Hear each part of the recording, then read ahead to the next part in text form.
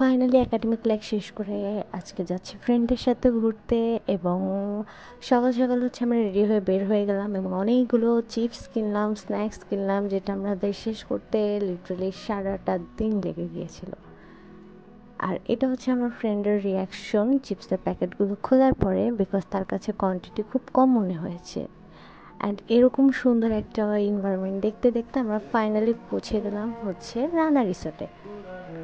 So এখানে যাওয়ার ইচ্ছাটা আমার অনেক বছরের ছিল, যবে থেকে এটা ওপেন হয়েছিল। বাট যেহেতু আমার ফ্রেন্ডদের টাইম হচ্ছিল না, তাদের শিডিউলের সাথে আমার টাইমিং ম্যাচ হচ্ছিল না, তাই আর যাওয়া হয় নাই। সো আজকে ফাইনালি হচ্ছে আমরা সবাই মিলে প্ল্যান করে চলে গেলাম ঘুরতে। আর ফার্স্টে হচ্ছে আমরা টিকিট কেটে নিয়েছিলাম এবং টিকিট কাটার পরে এটা হচ্ছে পার্কের first look. By the way পার্কটা বেশ নিট অ্যান্ড ক্লিন ছিল এবং যথেষ্ট নিরিবিলিও ছিল। সো আপনারা ফ্রেন্ড এবং ফ্যামিলি নিয়ে খুব মজা করতে পারবেন এখানে যেয়ে। এখানে অনেক রকমের ফুলের গাছ ছিল, অনেক ফলের গাছ ছিল। সো আমরা সবাই সেগুলো একটু দেখছিলাম, আর এই যে আমি আমার ফ্রেন্ডদেরকেও দেখাচ্ছিলাম। অ্যান্ড বেশ কিছু রাইডসও ছিল ওঠার মতো। অ্যান্ড এটা হচ্ছে পার্কের ভিতরের লেকটা। আপনারা চাইলে এখানে বোটিং করতে পারবেন, বাট লেকের পানিটা ওই দিন একটু কম ছিল।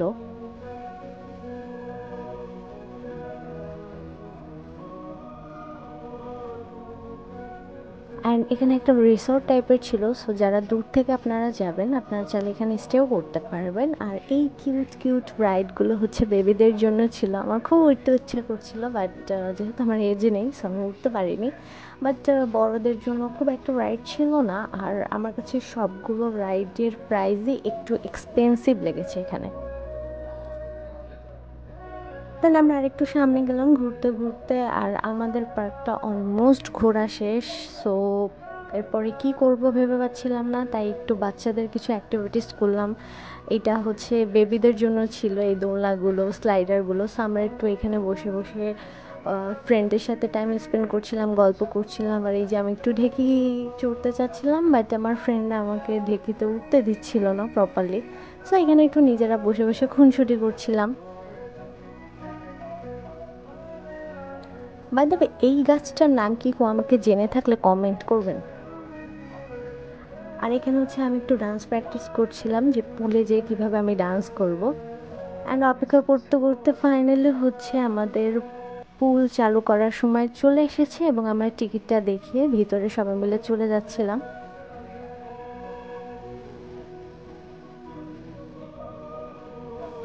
আর এটা হচ্ছে পুল সাইডের ফুল ভিউটা, যেখানে এক সাইডে পুল ছিল, মিডিল সাইডে চেঞ্জিং রুম প্লাস লকারের ব্যবস্থা ছিল ব্যাগ রাখার জন্য। আর এই সাইডে হচ্ছে বড় বড় উঁচু দুইটা স্লাইডার ছিল। এই স্লাইডারগুলোর হচ্ছে পার পারসন 200 টাকা করে ছিল, যেটা আপনারা দুইবার হচ্ছে স্লাইড করতে পারবেন। সো আমরা সব কিছু ঘুরে চেঞ্জ করতে চলে গেলাম এবং চেঞ্জ করে আসার পরে এটা হচ্ছে পুল সাইডের ফুল ভিউটা। অ্যান্ড ওই দিন হচ্ছে আমরা ছাড়া আর তেমন কেউই ছিল না পুল সাইডে। সো আমরা আমাদের মতো করে খুব একটা ভালো টাইম স্পেন্ড করতে পারছিলাম এবং যথেষ্ট মজাও করেছি আমরা। আর এখানে হচ্ছে আমি আগেই পুল সাইডে হচ্ছে কিছু পিকচার তুলছিলাম এবং ডান্স করছিলাম, ভালো লাগছিল আমার কাছে বেশ। হ্যাঁ, আমরা লিটারালি এতটাই কমফোর্ট ছিলাম যে আমরা শুয়ে বসেও ছবি তুলতেছি। তবে ফাইনালি ওয়েবটা চালু হলো এবং ওয়েবটা চালু হওয়ার পরে এই এনভায়রনমেন্টটা আমাকে একটু কক্সবাজারের ভাইবস দিচ্ছিল, যেটা আমার কাছে বেশ ভালো লাগছিল। আর সবাই মিলে আমরা অনেক মজা করেছি এই জায়গাটা। বাট যেহেতু সবাই মজা করেছে এর জন্য কিছু ক্লিপস নেওয়া হয় নাই। আর এটা হচ্ছে সেই স্লাইডটা যেটা আমরা অন্য ফ্রেন্ডরা নিয়েছিল, ওরা ট্রাই করেছে, ওদের কাছে মোটামুটি লেগেছে। আমাদের সুইমিং শেষ, আর এখানে হচ্ছে আমরা এখন চলে যাবো বাসার উদ্দেশ্যে। সো ভাবলাম যার আগে লাস্ট একটা স্মৃতি ক্যাপচার করে নিয়ে যাই। আর এই যে এখানে বসে হচ্ছে আমি একটা পিকচার তুলছিলাম। দেন হচ্ছে আমরা সবাই লাঞ্চ করলাম এবং লাঞ্চ করার পরে বাসার দিকে চলে আসলাম এবং আজকের ব্লগটা এখানেই শেষ। Thank you for watching.